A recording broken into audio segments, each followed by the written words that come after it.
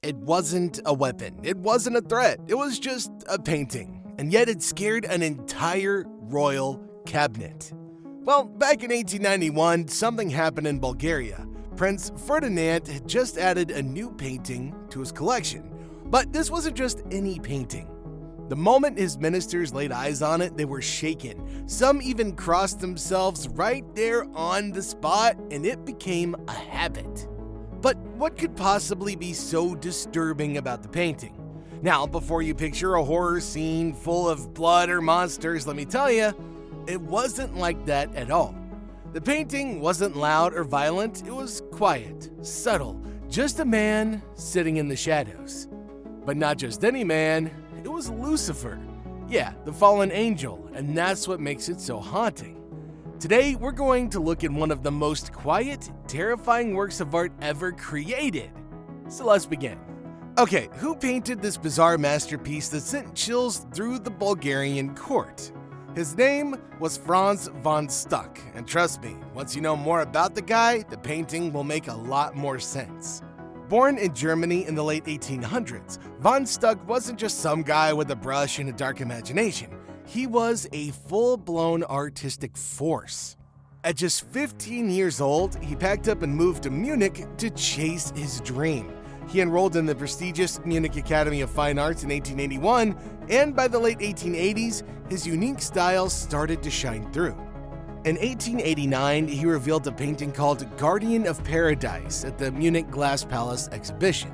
It was bold and dreamlike and packed with deeper meaning. And guess what? It won him the gold medal, a bunch of money, and a whole lot of attention from critics and collectors. This one piece marked a huge shift in his career. It pulled him away from traditional academic art and launched him into the world of symbolism. Okay, symbolism art was all about emotions, dreams, myths, and the darker corners of the human mind. Von Stuck's work stood alongside the haunting imagery of artists like Arnold Böcklin and Max Klinger, and even drew inspiration from the English pre-Raphaelites, painters who weren't afraid to mix beauty with fear and fantasy. By 1895, von Stuck was already such a big name that he became a professor at the Munich Academy, the very place where he had trained. Now, he wasn't just a teacher though, he was shaping the future of modern art. Ever heard of Paul Klee or Wassily Kandinsky? Yeah, they were some of his students. And then came Villa Stuck, his own house, studio, and ultimate creative project. He designed, he sculpted, he decorated, and he built the entire place with his own artistic flair. This wasn't just a home, it was a living, breathing symbol of everything that he believed in about art. The walls and halls were full of divine figures, mysterious processions, and mythological scenes, each one telling a story. Sadly, like much of Europe, Villa Stuck didn't escape the devastation of World War II. Many original pieces were lost, but the legacy of his ideas lived on, especially through his symbolist works from the 1890s. Now, two of those pieces stood out. One was the Sin, and the other was Lucifer. This was no ordinary portrait. It was a deeply psychological image of the fallen angel himself, sitting silently in the dark, his eyes burning with quiet rage and sorrow. There were no chains, there were no flames, just the weight of rebellion, pride, and punishment captured in a single glance. And that's the painting that terrified an entire government. Let's be honest, after World War I turned Europe upside down, the world didn't want mysterious angels or symbolic women anymore. People were focused on survival, recovery, and reality. The dreamy, often emotional world of symbolism started to fade into the background, and so did Franz von Stuck. This once celebrated artist, who'd been called the Prince of German Art, slowly slipped into obscurity. For decades, von Stuck's paintings gathered dust, but in 1986, Villa Stuck, the home and studio he had so carefully crafted, was reopened to the public, this time as a museum in the heart of Munich, Germany. And just like that, the world took another look at Franz von Stuck. People started to see what they had missed. Still, critics didn't agree on everything. Some said his art was about divine rebellion. Others claimed it was simply a clever way to explore raw human emotions, especially love, lust, and the constant clash between men and women. Whatever it was, one thing was clear. Franz painted truths people weren't always ready to face. And that brings us to his most haunting piece, the one that sparked fear in the hearts of royal ministers, the one that's been called his darkest work ever. Let's talk about Lucifer. What makes it so disturbing? At first glance, it might not scream horror. There's no fire, no chains, no dramatic action. It's quiet. Too quiet. But that's exactly what makes it unnerving. The painting shows a man sitting in complete darkness. He's completely nude with his knees pulled tightly together. His left hand props up his head and he stares straight at you. Not past you, at you.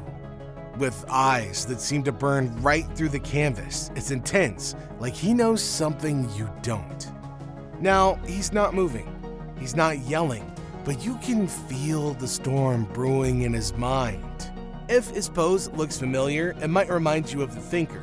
But here's a fun fact. While Rodin did begin sculpting his famous statue about 10 years earlier, it wasn't widely known back then. So it's unlikely that von Stuck was influenced by it. Still, the resemblance is eerie. Both figures are deeply lost in thought, but where the thinker feels philosophical, Stuck's Lucifer just feels dangerous. Okay, now take a look at his right arm. It's twisted backward in a strange, almost unnatural way.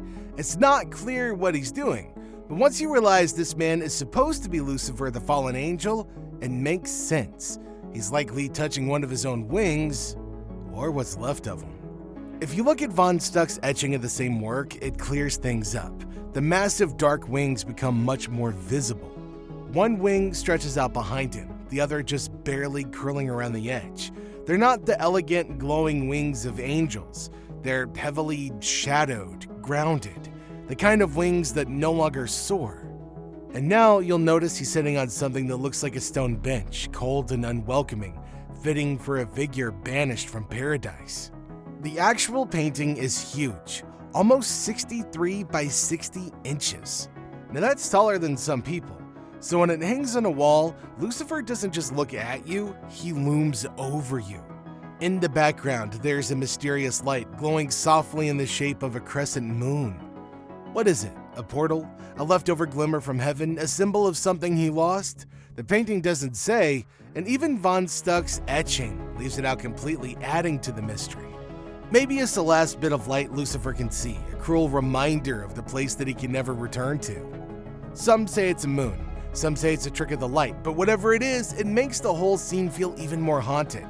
So what do you think that glowing crescent represents? Is it hope, regret, or something else entirely?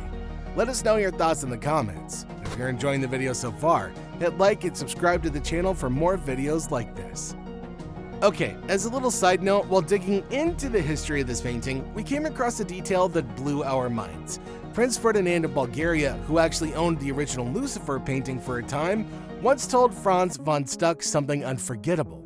He said that when his ministers first saw the painting hanging in the palace, they were so disturbed they instinctively made the sign of the cross right there in the royal chamber.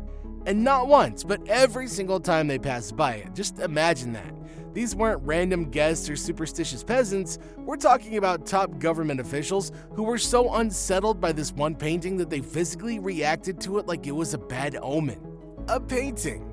Now, von Stuck, by the way, apparently loved this story. He reportedly repeated it with a smile, proud that his work could cause such a stir among the powerful. And honestly, who wouldn't be? But why did it provoke such a strong reaction? It wasn't just the shadows or the wings, it was the eyes. Those piercing, glowing green eyes that seem to lock with yours no matter where you stand in the room. They don't scream evil in a cartoonish way. They don't gloat or threaten. What you see in those eyes is something far worse. It's not the devil with horns and fire. It's the devil who once had wings of light and now sits in the dark, remembering them.